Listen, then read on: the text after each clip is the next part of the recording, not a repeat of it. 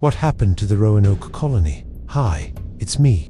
This is a quick history. So in 1585, an English explorer named Sir Francis Drake landed in what is today known as North Carolina. And because England and Spain were mortal enemies at the time, he decided to take a little chunk of land for England by planting the flag of England on the shore and naming it New Albion. And then 3 years later, a group of about 120 English settlers arrived in the area to establish a colony.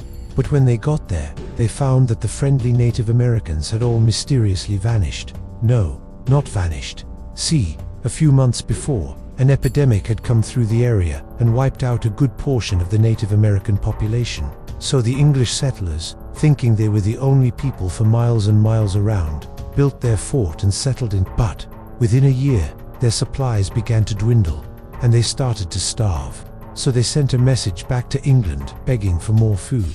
And luckily, a supply ship arrived just in the nick of time to save them from starvation. But it was clear to everyone that this colony wasn't going to be self-sustaining anytime soon. So they decided to abandon the fort and return to England. However, before they could do that, a massive hurricane rolled through and destroyed their ships. So they were stuck. And with no food and no ships and winter fast approaching, the surviving colonists did the only thing they could.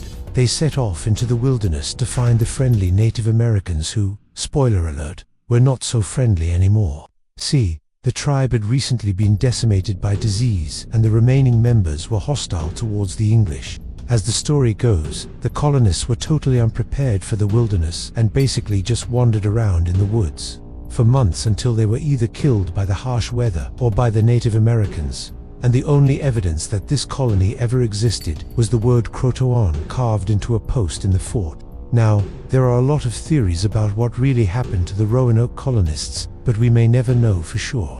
Thanks for watching.